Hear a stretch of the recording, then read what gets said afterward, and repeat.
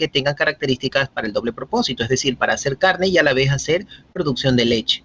No va a ser igual que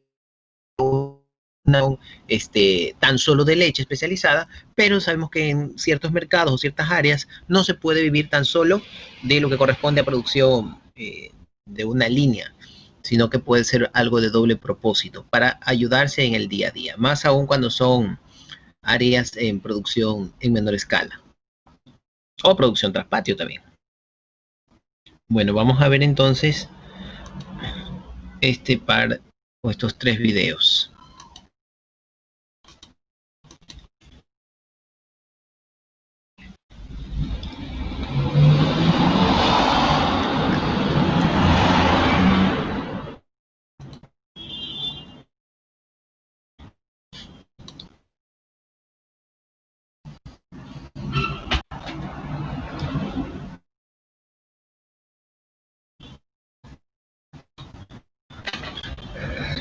En el caso de los cerdos, la selección del macho se hace en un animal sumamente joven.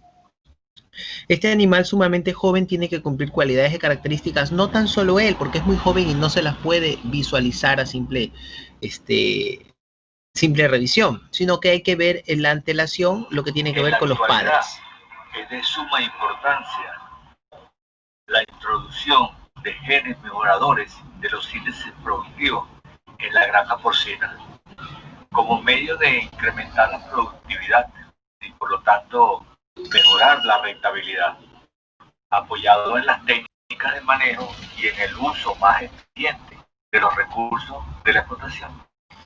Es a través de la introducción de genética foránea y el uso de la inseminación artificial como herramienta reproductiva, siendo la manera más económica, rápida y eficaz para la difusión de esos genes. Ok, lo que está hablando pues el expositor es sobre la genética que hay que introducir a las granjas. Hay que tratar de que no haya o no exista consanguinidad, que trae como consecuencia problemas en lo que tiene que ver con genética. Es decir, que vamos a tener una alta, si hay consanguinidad, vamos a tener una alta tasa de animales que presenten patologías en nacimiento. Como sabemos que lo que corresponde a producción porcina tiene una estrecha relación para que se dé como una área productiva, un área rentable, tiene que haber por lo menos 2.2 partos por año en el caso de las cerdas, y esto es una cantidad necesaria, estrictamente hablando, para que haya una rentabilidad. El haber de rentabilidad, haber de hacer las cosas concretas para obtener el máximo rendimiento, tiene que ver también con la cuestión genética. Genéticamente vamos a obtener animales o crías que sean mucho más aptos y sean mucho más fuertes al nacimiento, y obviamente esto va a repercutir al paso del tiempo de la recría, en donde va a ser, son lactantes, y esto va a ser una recepción de nutrientes por parte de los bebés desde la madre. La madre le va a estar dando en la lactancia, en la leche, le va a estar dando nutrientes que van a favorecer el hecho de que esa cría se vaya desarrollando de la mejor manera. Sabemos que la primera leche es el calostro, y que esta pues se da aproximadamente entre los 7 primeros días, la primera semana de edad o de haber nacido de la cría. Entonces, la actividad genética se remonta a conocer de dónde viene o la procedencia de esa línea genética, cómo son los padres, cómo es la madre, qué actividad tiene, qué actitud como madre también tiene, qué patologías normalmente se pueden apreciar en el lugar donde nosotros vamos a hacer la compra de este posible semental. Eso también hay que tomarlo en cuenta, ya que si vemos que hay bastantes patologías como hernias inguinales, hernias umbilicales, hay que preguntar cada qué tiempo se hace la refrescación genética del semental, de las hembras. Entonces, ¿cuánto dura un macho en producción? Hablando de producción, estamos hablando de que haga la monta o que se genere la producción de semen para poder hacer la inseminación artificial. Lo que vieron hace un instante, esto que ven hace un instante, si ven que es como una mesita, ¿qué creen que es eso de ahí?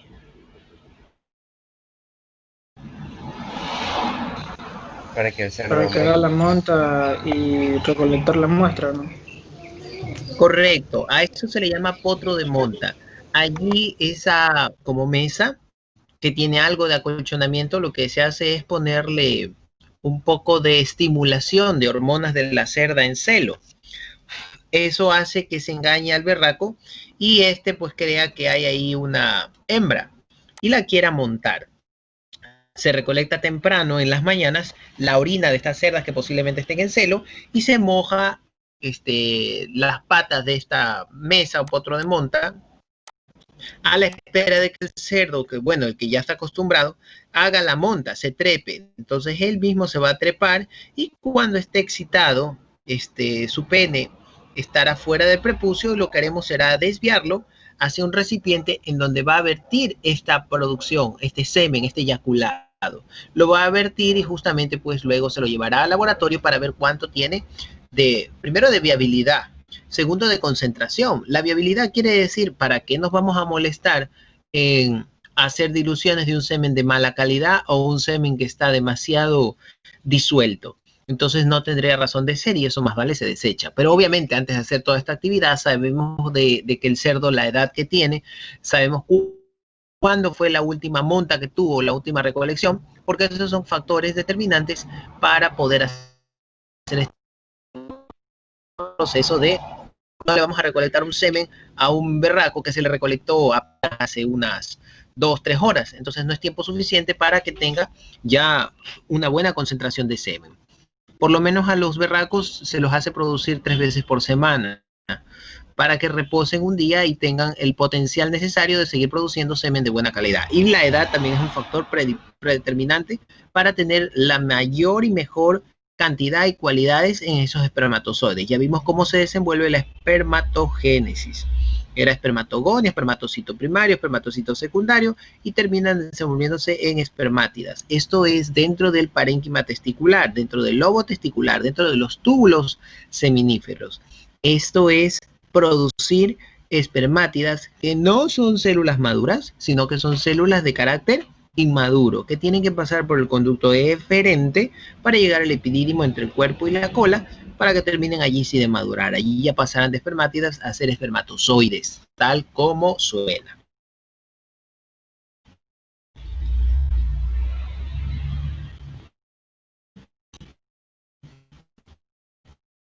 Será adquiriendo el berraco como tal.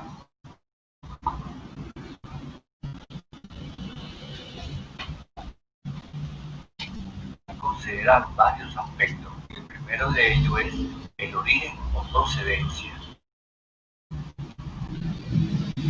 La empresa genética.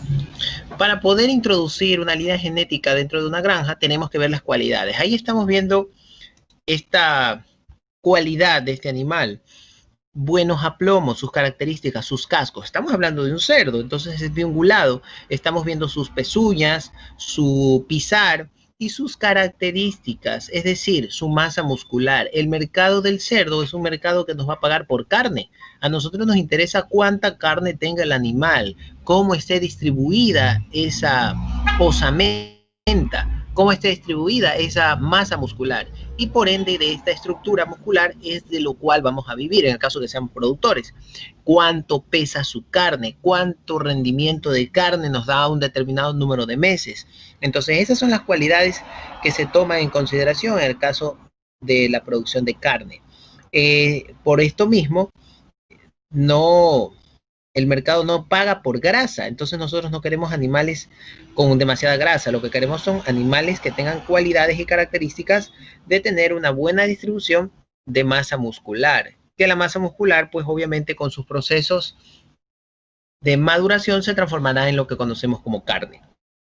Que tenga una buena región glútea, que tenga buenos jamones, en pocas palabras. Estas estructuras son las que se van a vender y son las que le van a poner el precio a la producción.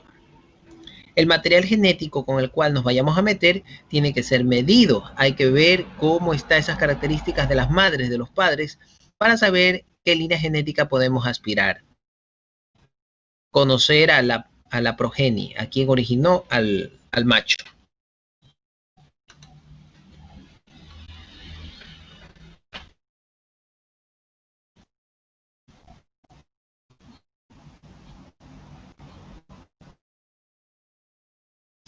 Recordemos que la genética forma parte de características genotípicas que son internas y fenotípicas que son externas. Las fenotípicas son las que podemos ver. No todas las características o cualidades se las puede ver.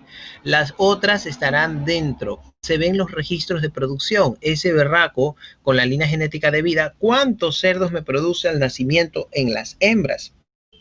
Claro, hay que tomar en cuenta a quién se va a inseminar con el semen de este berraco. Ahí vemos las características. Este cerdito es joven, tiene buenos aplomos, tiene buena estructura de masa muscular en la parte trasera, en la zona glútea, en glúteo, muslo, en la pierna y el pie están lo que se conoce técnicamente como, justo pasaron dos vehículos, lo que se conoce técnicamente como las cañas, que son los huesos largos, su pisar, cómo está la forma de sus aplomos, cómo se conduce en el suelo, y su estructura escrotal, sus testículos, que estén bien implantados, que hayan dos testículos.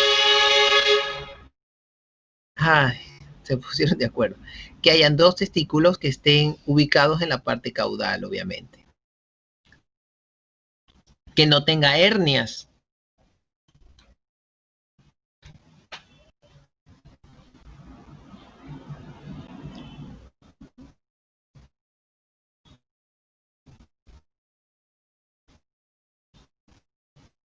Las características fenotípicas, como les había dicho, es todo lo que se ve. Y las genotípicas son las que no se ve, pero se saben por antecedentes. Una granja tiene registros. Se sabe ese cerdo cuánto tiempo, al menos su línea genética, cuánto tiempo de producción ha tenido. Ahí tenemos, se habla de que un cerdo de raza puede tener 1000 días de producción de semen. Ahí estamos observando la zona escrotal, los testículos, la estructura. Siempre sabemos que un testículo es un poco más grande que el otro, levemente diferente, levemente más grande que el otro, y el escroto está envolviendo la zona de los testículos para protegerlo. Obviamente, en el caso de los cerdos, los testículos se siguen desarrollando y son sumamente grandes. En algunas ocasiones se puede hacer medición de la circunferencia escrotal para poder valorar o determinar en qué etapa de desarrollo se encuentra y calcular aproximadamente con la edad cuánto está aún por desarrollarse esa zona de los testículos. El cerdo tiene que pasar, hablando del no castrado, tiene que pasar celando a las cerdas, es decir, que a lo que pasa su testosterona, lo que produce los testículos como hormona, va a incitar a las hembras a que entren en celo y hace que las cerdas más rápidamente, después del destete, cuando no son cerdas primerizas, hablando de ello, después del destete, el cerdo, con solo el hecho de pasar por enfrente de ellas y olfatearse, o que ellas lo lleguen a olfatear a él, ya las incentivan a entrar en un celo, ya las incentiva a entrar a un proceso de ovulación. Entonces a eso se le llama el cerdo celador. Es el cerdo que no necesariamente va a ser el que se encargue de la monta, pero sí va a ser el que desarrolle o despierte la sexualidad o el inicio del ciclo estral en las cerdas que estarían listas después del destete para entrar en un nuevo proceso de gestación. Recordemos que la gestación de las cerdas son 3 meses más o menos 3 días. 3 meses, 3 semanas, 3 días. La fórmula del 3-3-3. Cuando llega un cerdo de otra granja o de otro lugar, siempre que se le cuarentena. Nosotros ya tenemos bien entendido que una cuarentena definitivamente es muy importante porque podríamos introducir enfermedades de una granja en la cual existen a una en la que no existen. Entonces tenemos que ver cómo se encuentran. Obviamente hay que tomar muestras de sangre, hacer exámenes respectivos a esos cerdos y ver calendario de vacunas, qué vacunas están usando, porque eso nos dirá qué enfermedades están padeciendo. Nadie vacuna, al menos no técnicamente, no se vacuna de enfermedades que no se tienen. Se trata de vacunar de enfermedades de la zona. Y si se sospecha que podría haber alguna enfermedad enmascarada, también se utilizan las vacunas. Las vacunas son preventivas, no curativas. Ahí estamos viendo cómo esta doctora sostiene el pene del berraco y tiene un termorrecolector. Este termorrecolector tiene como filtro en el inicio de la entrada al termo. Este filtro lo que va a hacer es quedarse con la tapioca o albúmina y se queda allí cernida. mientras el semen pasa o discurre hacia el interior del termo. El termo es eficiente porque mantiene la temperatura cálida con la que sale el semen. Ahí estamos viendo, miren, ese cerdo produjo 300 ml de semen. Hay cerdos mucho más desarrollados que pueden llegar a producir medio litro. Y los juveniles que están produciendo alrededor de 120 ml, 150 ml. Entonces ahí se ve volumen de eyaculado, tiempo de reacción. Ahí estamos viendo cómo se mueven los espermatozoides. Esto es lo que debemos ver en el microscopio, ver la viabilidad. Eso es movilidad. La movilidad es la vitalidad de esas células espermáticas. Su concentración. ¿Cuántos espermatozoides? Esto se hace con fórmulas. ¿Cuántos espermatozoides totales se van a ver por campo? Y eso nos va a ayudar a dar una proporción de dilución. ¿Cuánto dilutor tenemos que utilizar? En pocas palabras, de esos 300 ml, ¿cuántas pajuelas nos alcanzan a hacer? Podemos llegar a hacer 10, como también 20, depende de la concentración. Entonces eso se hace por medio de fórmulas. La eficiencia de tener berracos dedicados a inseminación está dada que un cerdo puede alcanzar tranquilamente para más de 10 hembras. Y en el caso de un monta natural, un cerdo apenas se puede avanzar con 2 cerdas. No llega a más de eso. Entonces es una gran diferencia. Lo que deberíamos de pagar a 5 berracos, mantener en su comida, en su manejo, en su limpieza, nos lo ahorramos por un cerdo para 10 cerdas. Por eso es importante. Ahí estamos viendo cómo ese cerdo enorme está montado en su potro de monta y el recolector está desviando su pene hacia el termo en donde va a descargar el semen o eyaculado para permitir hacer todas las pruebas en laboratorio que ya mencionamos, ver la viabilidad, ver si hay células espermáticas dañadas o irregulares, ya que ese control se hace ¿en dónde se hace el control de las células espermatozoides que esté en una calidad eficiente y que deben de ser fagocitadas? ¿En qué área o en qué parte del aparato reproductor se da este mecanismo de control de calidad? En el epidídimo. Correcto, en el epidídimo. ¿En qué parte específica del epidídimo? En la cola. ¿En la cola? En la zona de la cola, perfectamente. Perfectamente, en la zona de la cola. Bueno, aquí vamos a ver en cambio lo de un caballo.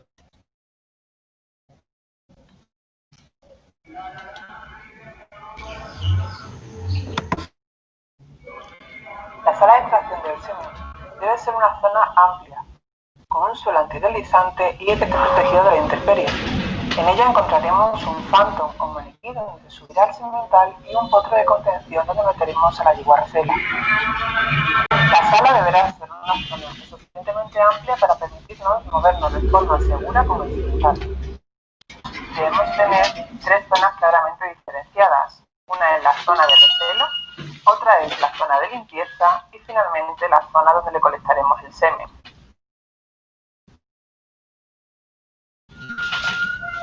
Antes de extraer semen al semental, dejaremos un tiempo suficiente para que el semental se estimule con la yegua. Para ello lo aproximaremos y dejaremos que contacte con ella, la huela y se estimule poco a poco. De media, cada semental suele tardar entre 1 a 3 minutos en comenzar la erección. Uno de los signos más característicos que veremos del semental es el reflejo del flemen. Mediante este observaremos que el semental eleva el labio superior, permitiendo así exponer su órgano vomeronasal que captará las feromonas de la yegua. Este reflejo lo repetirá en varias ocasiones, consiguiendo así una mayor estimulación.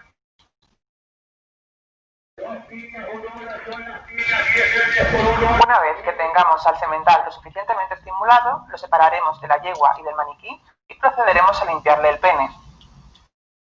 Para la limpieza del pene utilizaremos agua tibia y papel. Evitaremos siempre el uso de antisépticos y de jabón.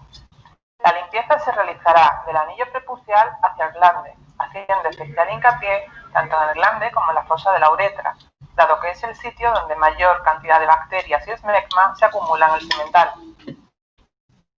Una vez que hayamos terminado de limpiarle, ahí está realizándose la limpieza del pene. Obviamente, antes de recolectar el semen, debe de limpiarse el área. Los animales no tienen mayor cuidado en esto, en el caso de los cerdos mayoritariamente, se recuestan o se echan y a veces orinan y en lo que corresponde al prepucio se pueden quedar restos de orina.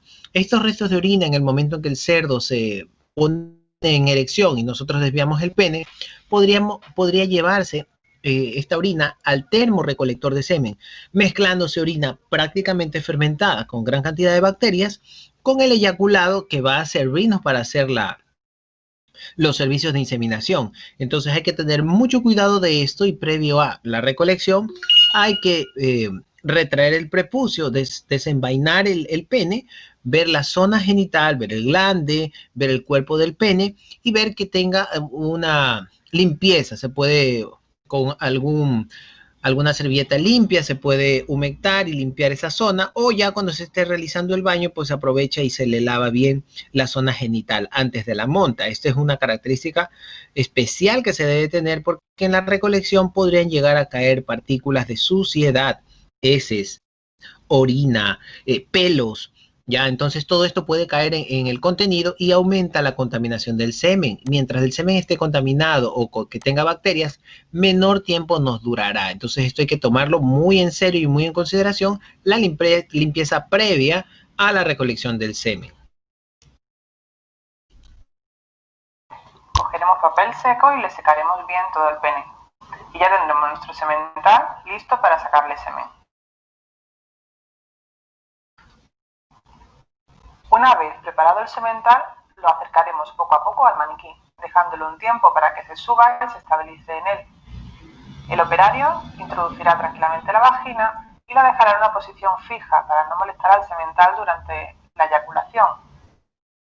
Hay dos formas de que el operario sepa si el caballo ha eyaculado o no. Uno es colocando la mano en la parte ventral del pene donde notará las ondas eyaculatorias, y otra es viendo el reflejo del flagging, que como se observa en la imagen es el aleteo de la cola durante las oleadas eyaculatorias. No obstante, una vez que el semental ha bajado del maniquí, nos aseguraremos que efectivamente ha eyaculado. El siguiente paso será desacoplar el biberón o receptáculo de la vagina artificial para llevarlo lo antes posible al laboratorio para su posterior análisis y preparación de la muestra seminal.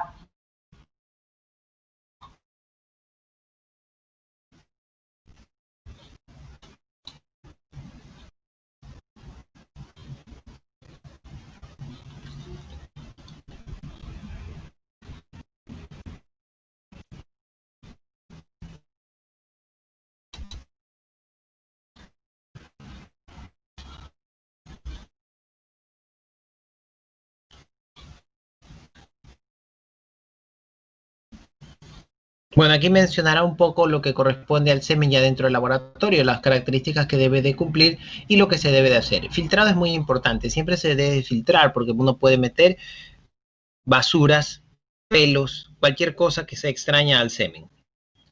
Hay que medir el volumen, cuánto mismo dio. Obviamente libre de gel, el gel se le llama a la tapioca, que es para taponar y que no se riegue. Se tiene una estufa, microscopio para ver la viabilidad del espermatozoide.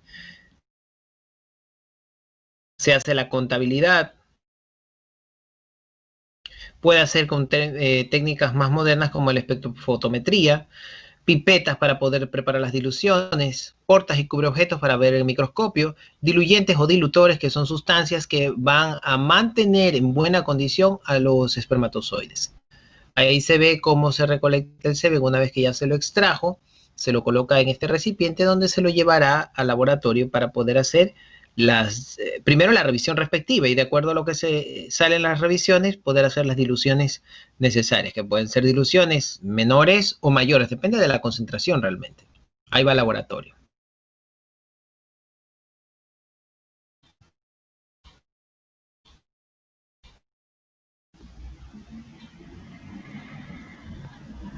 Los cambios bruscos de temperatura pueden matar los espermatozoides, por eso es que tenía ese envase de vidrio dentro de una incubadora para mantener una temperatura semejante a la corporal. Ahí lo ponen en el envase de vidrio que ya está tarado, ya saben cuánto pesa el envase de vidrio, y ahí tienen el peso proporcional del volumen de semen. Aquí viene lo que corresponde a hacer la toma de la muestra para poder valorarla e indicar la densidad. La densidad es más o menos interpretar la cuantía de células espermáticas por centímetro cúbico. Entonces ahí se está midiendo la densidad.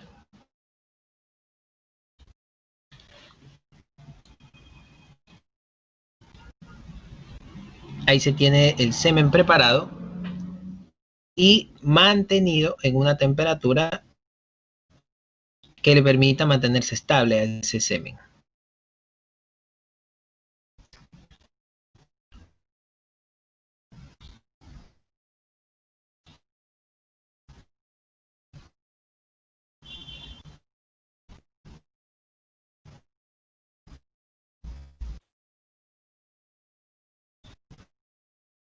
Ahí lo colocan en la placa portaobjetos para someterlo a revisión en el microscopio con una cubreobjetos y verlo con los objetivos. Ahí van a valorar, miren cómo se mueven, ahí están las células espermáticas, las cabezas con sus colas respectivas, la movilidad que tiene, y esa movilidad es lo que le va a describir al laboratorista que tiene semen de buena calidad. Miren cómo se mueve, así debe de moverse en las células espermáticas.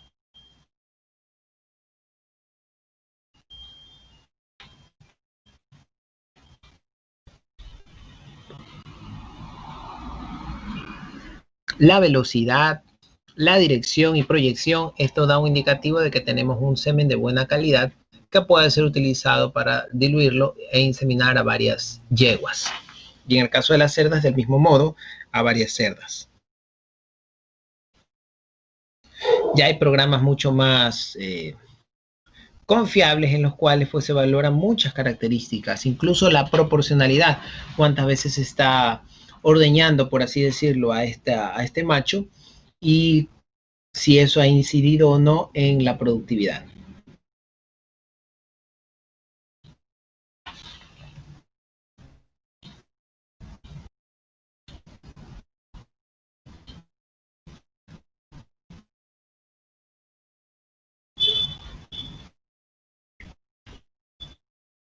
Filtración, medición, el cálculo de la concentración, medición de la motilidad, cuánto tiene de movimiento. Hay incluso una técnica mucho más sencilla que es la pirámide invertida, si no se tiene el método que se observó ahí en microscopios equipo. Simplemente pues se coloca en una pirámide invertida con mediciones gradientes, solución salina, como el suero. Y ahí se pone una gota o un centímetro, perdón, de semen 9 de este suero con 1 centímetro del semen y se ve hasta dónde llega la densidad. Y con eso, a partir de ello, se hacen los cálculos. Un volumen aproximado en el caso de los caballos de 50 ml. Depende de la concentración. ¿Cuántas dosis se puede obtener? Depende de la concentración. Cuán concentrado sale, cuánta motilidad. Y esto va a dar lugar a hacer un cálculo.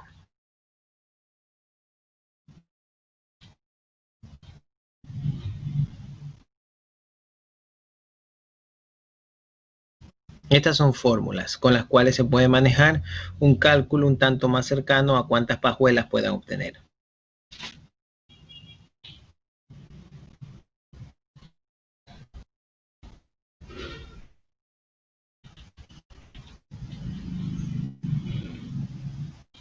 En este caso han obtenido 8 dosis.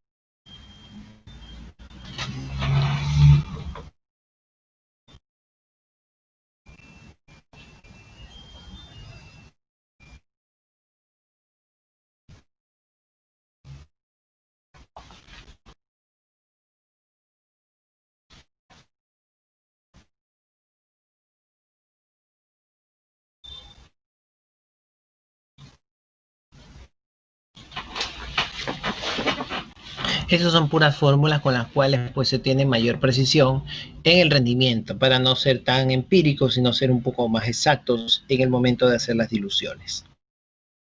Todo el material tiene que estar sumamente limpio y obviamente esa limpieza radicará en utensilios empacados. En el caso de nuestra realidad, en nuestra producción, que tenemos que hacer ahorros, tenemos que reutilizar ciertos equipamientos. Obviamente se los lava o se los limpia tratando de no utilizar soluciones jabonosas o jabones o detergentes, porque eso va a dañar el semen. Y si lo hacemos, porque es necesario, hay que lavarlo muy bien, que no quede nada de restos de jabón, porque eso va a matar a las células espermáticas.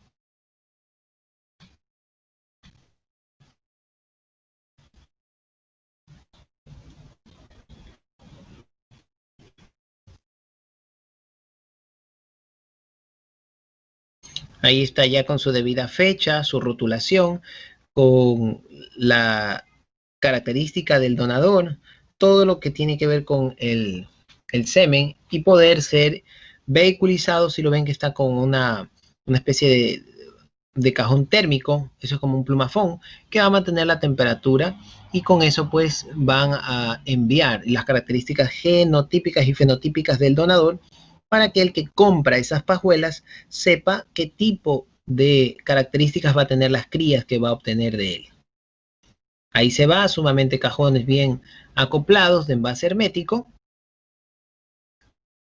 y se envía al propietario de la yegua o del equino que va a ser inseminado.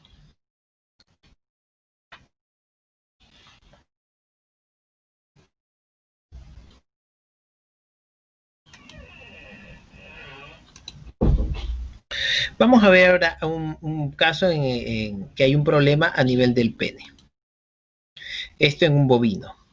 Como les mencionaba, la zona anatómica del pene está cubierto por el prepucio, igual que en el ser humano, y el prepucio en ocasiones puede tener problemas de que esté muy reducido su diámetro, haciendo que sea muy difícil que el pene salga de la zona prepucial y siempre se quede enclaustrado o siempre se quede guardado dentro del prepucio. Y esto hará pues que se dificulte la cópula, porque el pene tiene que extenderse, el pene no se mantiene del mismo tamaño, de la misma dimensión. En el momento en que hay una excitación, este aumenta de tamaño, por algo está constituido por tejido cavernoso. La sangre va a duplicar el tamaño o la dimensión del pene, y por ende, si en condiciones de no erección el pene no sale con facilidad de la zona prepucial, imaginen cuando este aumenta su tamaño, su extensión, y por eso en ocasiones se puede hacer que se produzca un estrangulamiento por parte del prepucio hacia el glande o hacia el pene, y ha habido que hacer, o se han mutilado los penes, porque han quedado estenosados, han quedado atrapados en la zona prepucial, no permitiendo que la sangre nutra esas células de la zona anterior del pene, dejando pues que este se irrite, se estrangule, entre en hipoxia y luego pues termine con necrosis.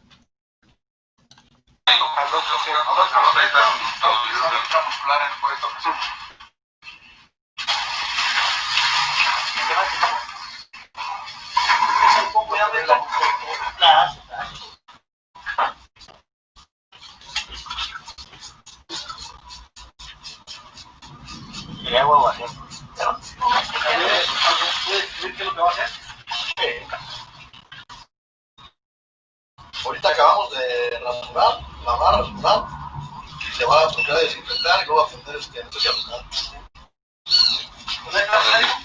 Para poner este ahí abajo.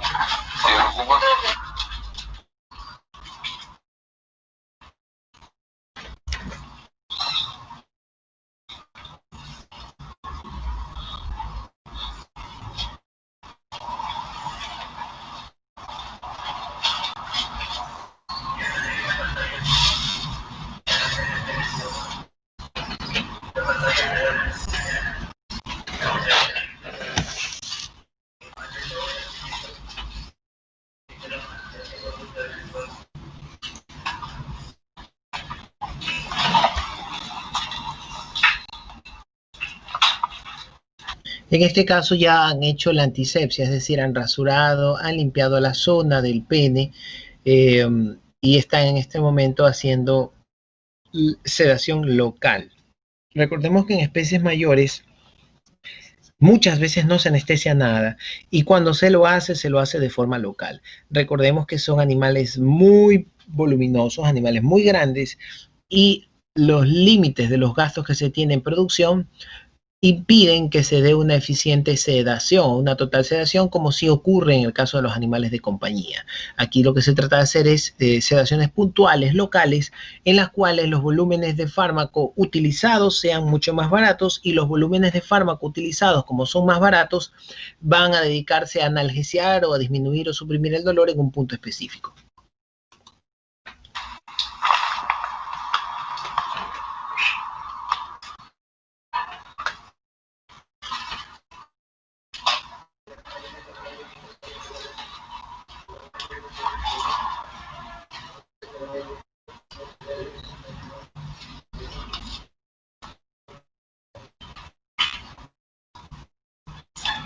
De referencia, ¿cómo va a quedar la parte de aquí de la cabeza del prepucio? O sea, no, yo, por ejemplo, hago esto.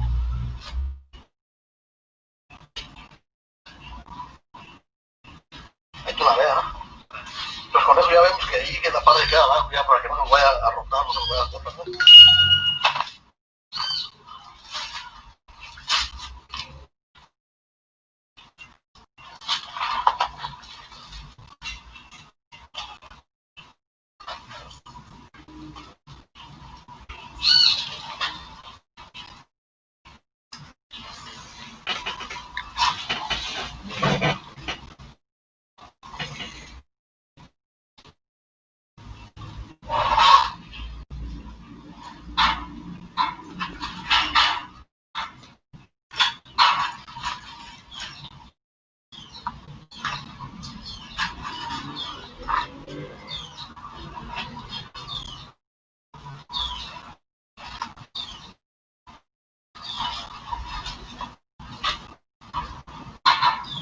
Lístalo.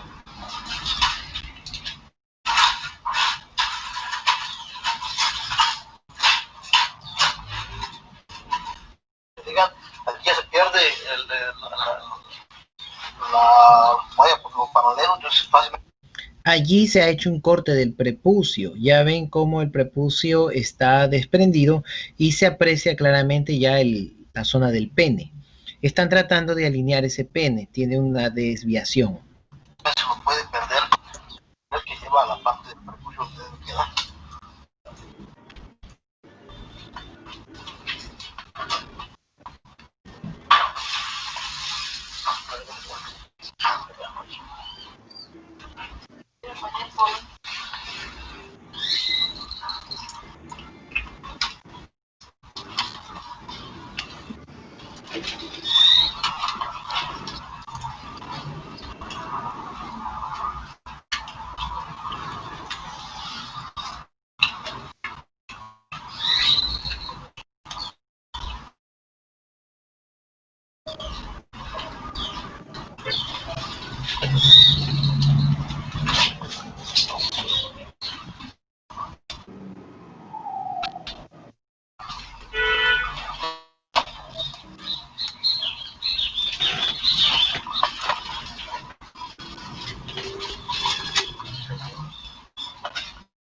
Ahora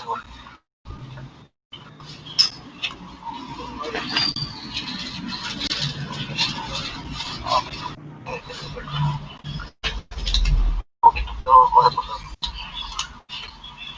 ¿Otra?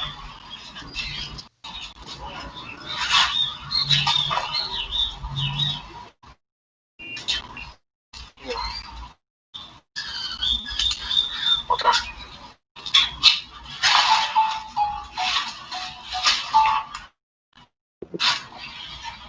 Ahí está.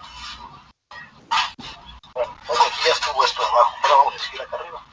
El problema aquí, si no le dan un ángulo bien abierto, si queda por aquí, todos los va a acostumbrar y van a dejar las manchas. Entonces tenemos que más o menos darle un ángulo que quede como unos, será 90 grados, para que no se...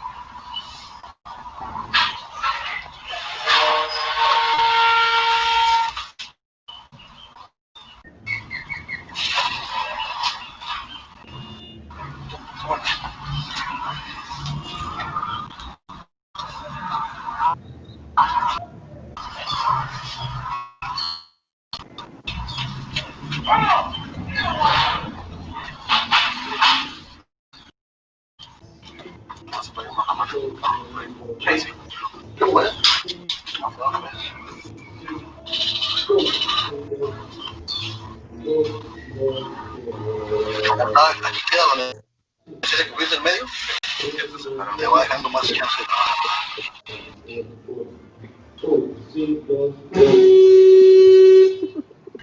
Lo que está realizando ahí es un corte subcutáneo para retirar tejido fibroso o ligamentos que están agarrando el pene. El problema de la desviación es que en el momento de la cópula o el coito, ese pene no va a proyectarse hacia adelante en un ángulo que vaya a permitir generar la penetración, en este caso a la vaca, y no va a permitir que se desenvuelva con eficiencia esa parte reproductiva.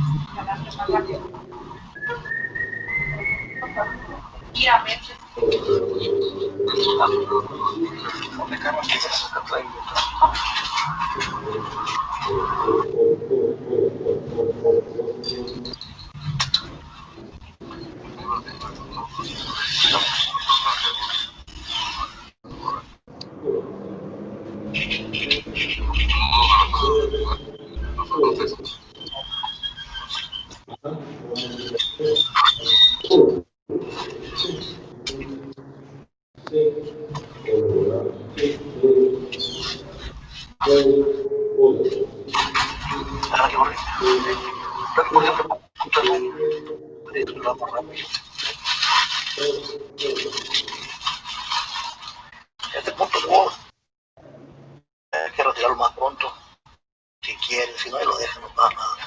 Porque ese es el que por medio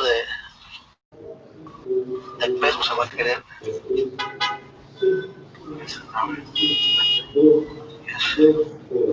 El que va a aguantar toda la presión, ¿vale?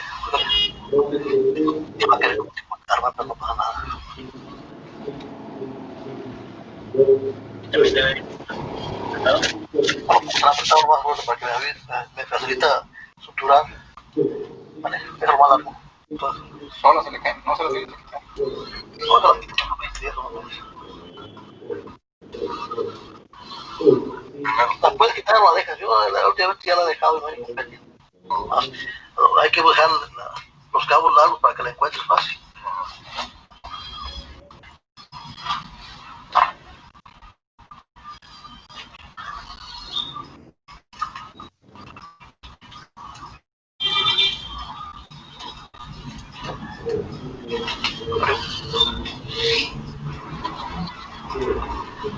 Estamos contigo.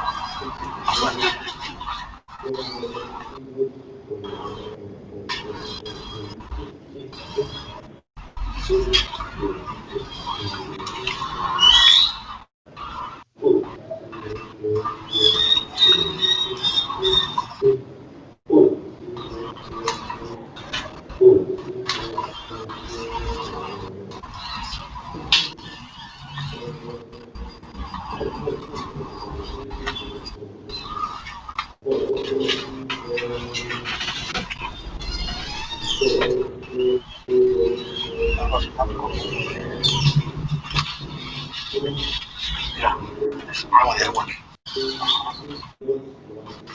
A ver, está cagando por o pone papel si quieres ahí en medio por los cariños. No, te proteges.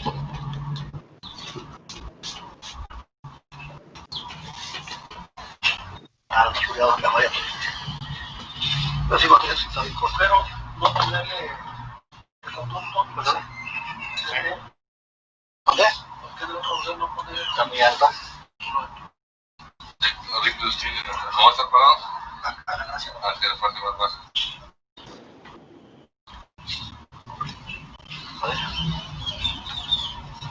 ¿Para qué no saldría? Pero al día siguiente le puede dar una movidita para que se despegue y su sea coagulado de sangre ahí se mueve y empieza a drenar. Pero siempre hay, de todos modos, se hace una edema de todas maneras por la complicación por la lesión, pero eso ya es normal. ¿Va absorbiendo el mismo sentido? Pues nomás es seguir subcutáneo que se... No, es...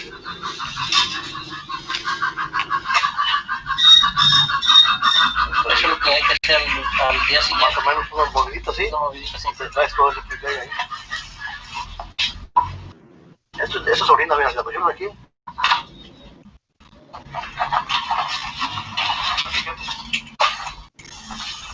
¿Qué te lo digo? Lo que yo digo, no pongo lima. ¿Qué? No, para tapar las infecciones. No, pero no se ahora no es muy buena. Ese spray lo único que está haciendo es tratar de evitar el hecho de que se dé un problema de gusaneras. En el campo pues no es tan fácil y práctico estar teniendo a los animales con tanto cuidado, entonces las gusaneras son un factor predeterminante que puede dañar o complicar todo lo que se ha hecho. Vamos con una patada en esto.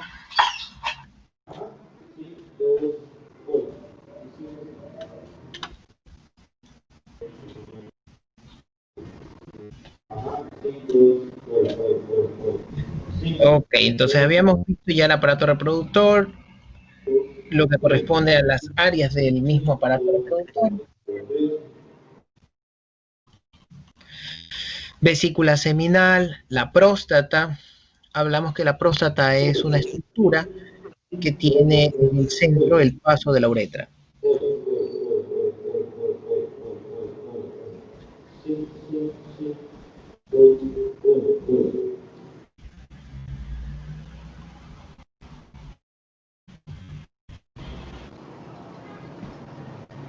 Bien, vamos a entrar en cambio ahora al aparato reproductor de la hembra. Sí, al aparato reproductor de la hembra. ¿Quién puede leer, por favor, aparato genital de la hembra?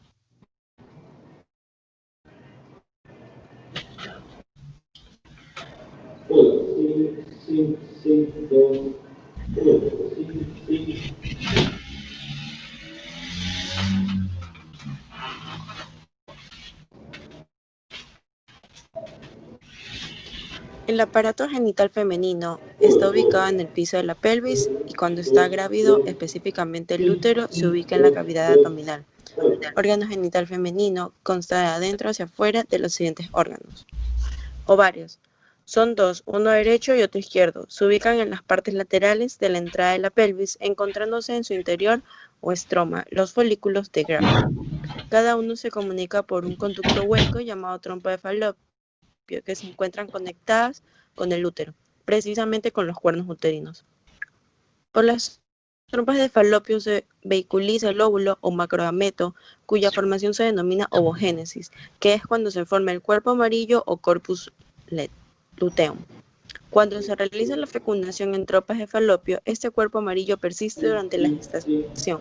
Caso contrario, es decir, si no existe fecundación, el cuerpo amarillo desaparece transformándose en cuerpo blanco.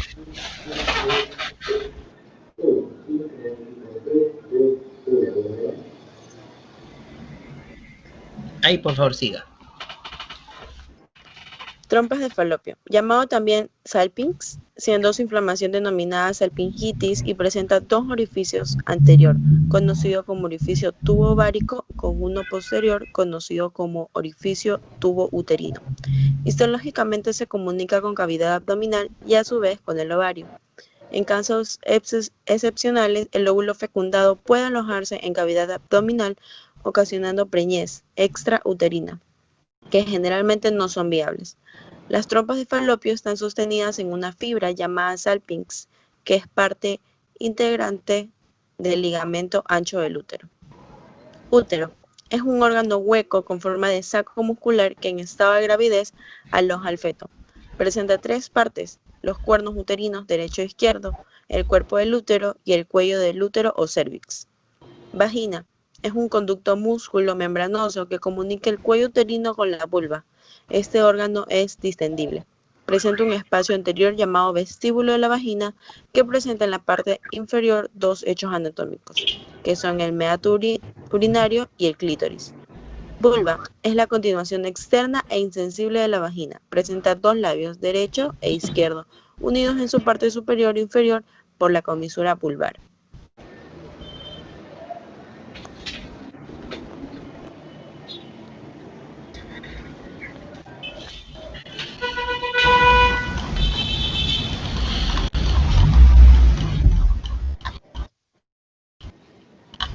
Bueno, estas son netamente imágenes.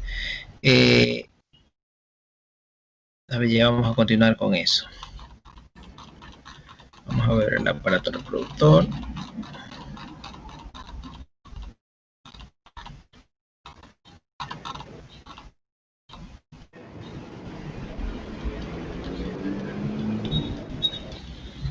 Aquí esta imagen está más sencilla.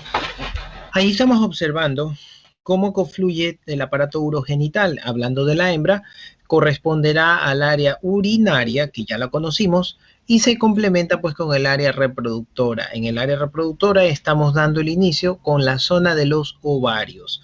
Los ovarios, los cuernos uterinos y el útero en sí mismo. Esta área está paralela a la zona urinaria y paralela también a la zona intestinal. Los intestinos están circundando en este entorno. Y llega a la zona del útero cervix, en donde en el útero pues sabemos que se va a dar el acoplamiento después de la vagina, después de pasar por la vulva, el pene para que genere, o lo que corresponde al material para la inseminación, los catéteres de inseminación. Se lo introduce por la vulva, llega hacia la zona vaginal y en el cervix, dependiendo de la especie, tiene que atravesar los 3 anillos del cervix para poder inocular el semen o la pajuela. Hay una molestia ahí con el sonido, hay un sonido de por medio que está molestando. Entonces se manda el semen, o en monta natural el macho pues está copulando y emite pues la eyaculación. Este eyaculado cargado, concentrado con una alta tasa de células espermáticas, que son espermatozoides ya plenamente maduros, van a buscar llegar a el óvulo. El óvulo ya se encuentra en este tramo, en este sector, y pues si lo logra penetrar el espermatozoide, ya sabemos que se va a dar el cigoto y se desarrolla el embrión. Obviamente, como son normalmente los animales multíparos, hablando de las cerdas, hablando de las perras, las gatas, van a tener varios animales o varios embriones en una misma anidación, que va a dar como resultado una gestación de 4, 5, 18 en el caso de las cerdas, la línea pig. Paren bastante cantidad de cerditos. Entonces todo esto va a dar lugar a una proliferación y que aumente la producción. Peculiaridades. Si podemos ver aquí el dibujo, vemos cómo los ovarios están muy cerca de los riñones. Algo que yo suelo mencionar bastante es la vecindad que existe entre los ovarios y los riñones. Los ovarios y los riñones tienen una vecindad de la cual nos podemos valer o aprovechar. En el hipotético caso, si tenemos o llegamos a tener una esterilización, es decir, vamos a sacar el aparato reproductor a una hembra y estamos en un problema en el cual estábamos ligando los vasos sanguíneos de un ovario derecho o izquierdo, y en lo que estábamos haciendo el corte para extraer este ovario, resulta que se nos desliga lo que habíamos hecho, el nudo en la zona de la vascularidad ovárica, y pues sabemos que hay una arteria ovárica en el paquete vascular, hay una vena y una arteria ovárica. Entonces esta vascularidad va a mantenerse en un perpetuo sangrado, incluso puede llegar a matar a la hembra. Entonces este accidente, por decirlo así, en donde se haya desenvuelto con la salida de la ligadura o del hilo que se encuentra sellando o cerrando la vascularidad para que no haya pérdida de sangre después del corte del ovario, si se llegase a salir, tenemos que encontrarlo rápidamente. Muchas veces nos podemos poner muy nerviosos o perturbarnos porque hay mucho tejido en el entorno. Hay intestinos, hay tejido graso, hay aumentos. Entonces todo esto va a conllevar a que no encontremos el área donde se dio el sangrado. Y lo que tenemos que hacer de forma rápida, veloz y eficiente es no tratar de encontrar ese paquete vascular de lleno, sino que nos vamos a valer de la vecindad. Tenemos que ubicar, si es del lado derecho, el riñón derecho, si es del lado izquierdo, el riñón izquierdo. Ir hacia la zona renal y junto al entorno renal, secar muy bien esa zona y ver dónde fluye como geyser la sangre. En el punto en donde encontremos el fluido de sangre, ese es el paquete vascular del ovario que cortamos y que por algún motivo X se salió las ligaduras. Entonces rápidamente cogemos con una pinza hemostática y pinzamos esa zona, ese paquete vascular lo sellamos y así evitamos que ese animal muera desangrado.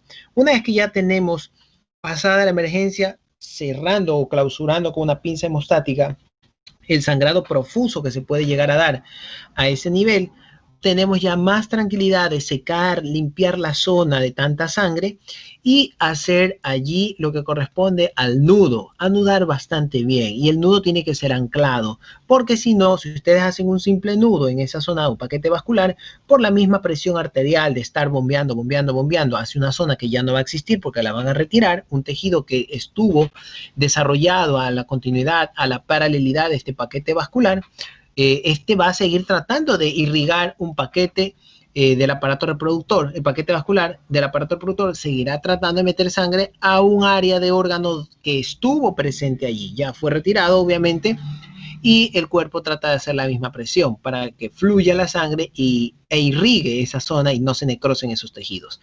Pero como ya no hay nada, puede seguir habiendo mucha presión y podría salirse el ligue, el hilo que se anudó allí, el nudo, y por ende podría llegar a haber un sangrado excesivo que termine pues con la pérdida de la vida de la mascota. Lo que se debe de hacer es hacer una buena ligadura y un anclaje, es decir, van a tener que anclar esa ligadura. Ya en las clases que les den de cirugía les van a hablar perfectamente. Yo solo les menciono esto para que vean el grado de importancia que conlleva conocer la relativa cercanía de las áreas anatómicas, porque es muy importante y es como tips que nos van a servir para poder fijarnos en nuestra mente cómo está dispuesta las zonas anatómicas, incluso hasta para ver una radiografía o ver una ecografía. Tenemos que tener interpretada cómo están dispuestas estas áreas anatómicas. Vamos a continuar luego viendo más el aparato reproductor de la hembra. Bueno, aquí estamos viendo también el aparato urogenital, vejiga por un lado, vagina, uretra, cómo se conecta a la zona de la vagina, el colon, que está en la parte superior, colon, aparato reproductor y vejiga, en este orden. Esta es la parte superior dorsal y esta es la parte ventral del animal. Bueno, aquí vemos cómo se hace la inseminación. Por la zona del ano se mete, en caso de un animal grande, se mete el brazo y a través del colon, del intestino grueso, se sujeta al cervix, se sujeta al útero. Una vez que tienen sujetado el útero, por la vagina están metiendo la sonda de inseminación y miden y calculan que hayan pasado los anillos uterinos para mandar por allí la pajuela o el semen. Ahí se garantizan de que ese animal quede inseminado.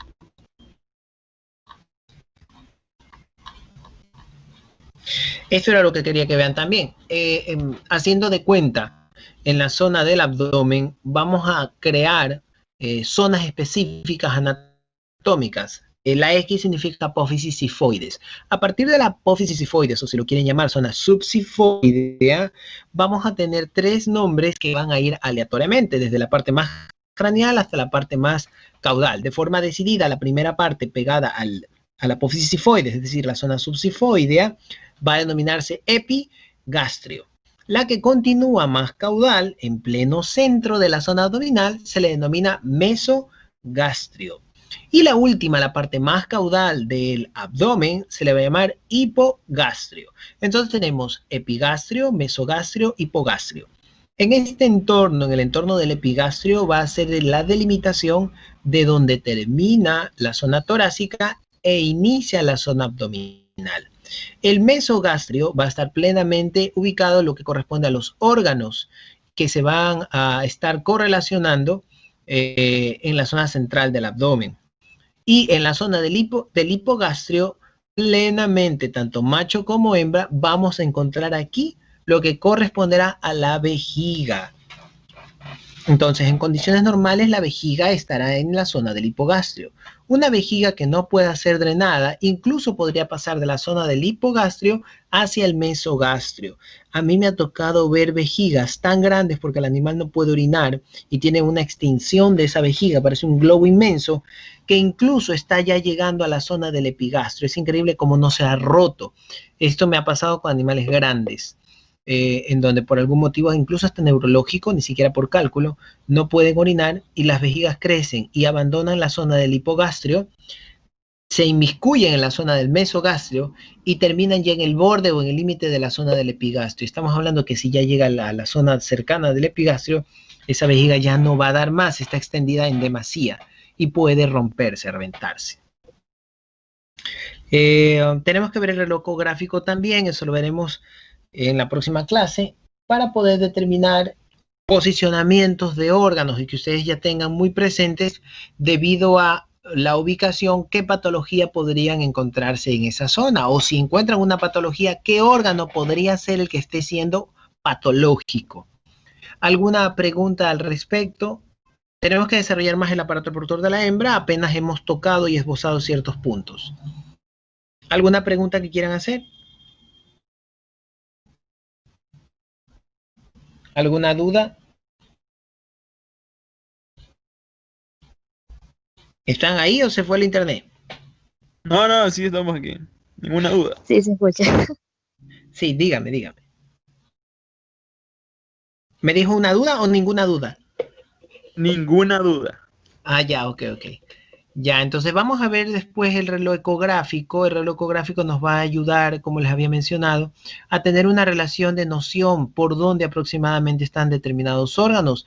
Obviamente los órganos más importantes, ya que con ello tenemos una mejor capacidad de interpretar durante la inspección clínica, durante la inspección, la palpación, la revisión externa del animal, podríamos llegar a entender qué zona, si vemos patológica, qué zona podría estar complicando, hablando de órganos, o internamente qué zona se podría estar complicando. Como el caso del perro que les enseñé, que tenía la imagen ayer, que tenía inflamada la zona lateral ventral, lateral ventral del abdomen. Obviamente, correlacionándolo, sabíamos que por ahí estaba cerca la vejiga. Palpamos bien esa zona y eso no era la vejiga. Entonces, por descarte, no era la vejiga, estaba en la zona del hipogastrio, no era la vejiga, pero solo había un testículo y era tumefacto. Entonces, tenía las características de no ser un órgano de cavidad abdominal, sino que es el testículo que no descendió y se quedó en la zona subcutánea. Bien, entonces vamos a llegar hasta ahí. Por ahora hemos avanzado, nos falta avanzar con el aparato reproductor de la hembra para tener ya un abarcamiento del aparato reproductor macho y hembra, y de las aves también, pues que es un poco diferente.